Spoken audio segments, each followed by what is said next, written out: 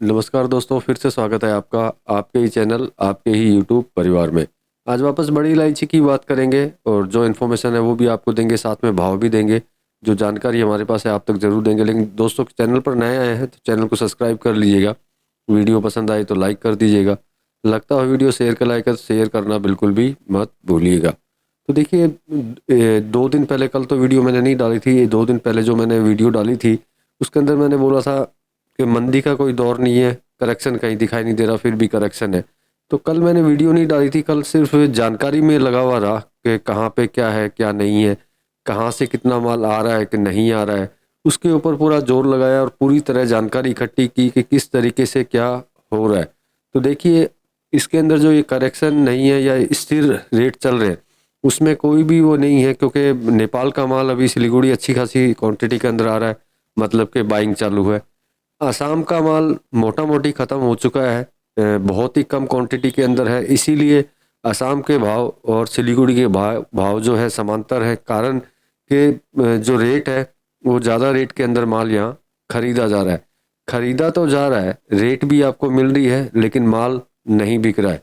नहीं बिक रहा है मतलब ऐसा नहीं है कि डिमांड नहीं है और डिमांड नहीं होने की वजह से नहीं बिक रहा है। डिमांड है लेकिन कोई भी माल बेचना नहीं चाह रहा है।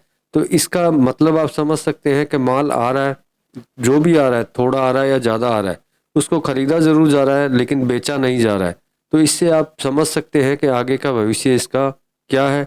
रेटों का जो वेरिएशन जो साइलेंट वे के अंदर है वो कारण सिर्फ छोटा ही था, जिसका कारण मैंने कुछ बड़ा ही समझ लिया था कि ऐसा कुछ भी नहीं है जिससे कि हम लोग ये बोल सके कि ये कि लंबे करेक्शन के अंदर या फिर मंदी के अंदर जा रही है।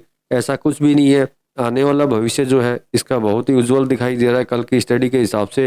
क्योंकि सिर्फ अब यूँ मान लीजिए कि उत्तर पूर्व भारत मतलब असम भी पूरा फिनिश हो चुका है। बहुत ही कम क्वांटिटी के अंदर माल है और जो माल है वो बहुत ही हैवी रेट के अंदर है।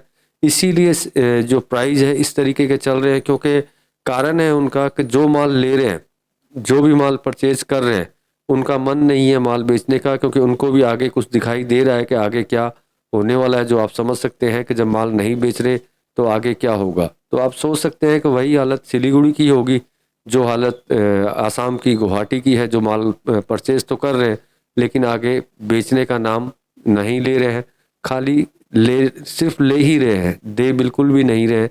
और रही है सिमिलर रेट चलने की बात, तो ये मुझे लगता है कुछ दिनों तक चलती रहेगी जब तक कि माल फिनिश नहीं हो जाता या माल पूरा आ नहीं जाता। क्योंकि वैसे भी आखिरी समय चल रहा है बड़ी इलायची का। अब ज़्यादा समय तक इलायची नहीं रहेगी। जितना भी किसानों को रोकना होगा वो रोक लेंगे, या फिर जिनको बेचना होगा वो बेच देंगे। तो जब सारी माल बिक जाएंगे या सारे माल यहाँ आ जाएंगे तो देखिए कहीं ना कहीं तो इनको माल बेचना ही होगा, क्योंकि डिमांड ऑलरेडी चालू हो चुकी है। वो आप देख चुके हैं, आपको भी अंदाज़ा हो ही चुका होगा कि किस तरह की डिमांड अभी चल रही है।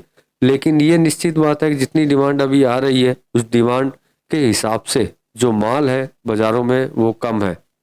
तो इसका मतलब हम लोग करेक्शन भी नहीं मान सकते, ना ही मंदी मान सकते हैं कि ना करेक्शन है ना मंदी है, आगे तेजी ही है। हाँ, उन लोगों के लिए तेजी शायद नहीं हो सकती जिन्हें हर महीने हिसाब करना होता है।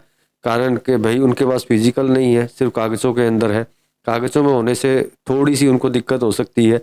लेकिन जिनके पास फिजिकल है, जो माल नहीं बेच रहे हैं, जिन्होंने लेकर के रखा हुआ है, या फिर वो माल बेचना आगे चाहते हैं, तो वो अपना अपना समय जो है, आने वाला समय का इंतज़ार कर रहे हैं, क्योंकि उनको पता है कि आगे इलायची में क्या होने वाला है। मतलब इसके अंदर सबसे ज़्यादा जो जीत के अंदर है वो है जिनके पास में फिजिकल के अंदर माल है।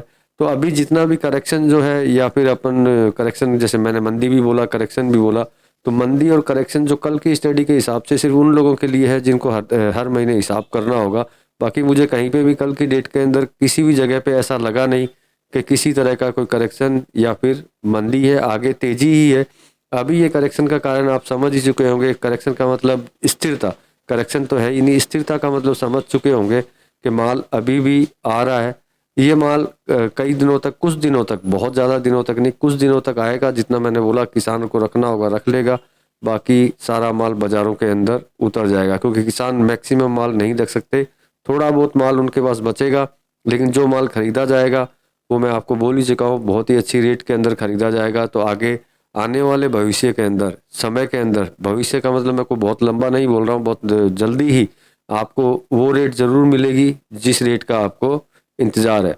अब भाव की बात कर लेते हैं कि सिलीगुड़ी और गुवाहाटी में भाव क्या है। तो देखिए भाव सेम है, भाव में कोई फ़र्क नहीं है। जे की बात, नेपाल टॉप जे की बात करें तो 1050 रुपये, एक्स्ट्रा बोल्ट की बात करें तो 1100 रुपये, दाने की बात करें तो 1400 रुपये। अब गुवाहाटी की बात करते हैं तो गुवाहाटी में भी सेम ही है। जे 1050 रुपये, एक्स्ट्रा बोल्ट की बात करें तो 1125 रुपये, दाने की बात करें तो 1350 रुपये। ये भाव थे सिलीगुड़ी और गुवाहाटी के, जो बिल्कुल सेम है। सेम मतलब कि समथिंग सेम है। सेम होने का कारण भी आपको बता ही दिया कि किस कारण से ये सेम है।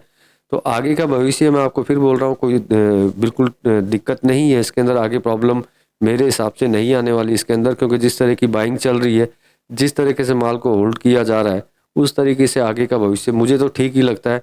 बाकी आपका विचार है, आप अपने विचार से काम कर सकते हैं।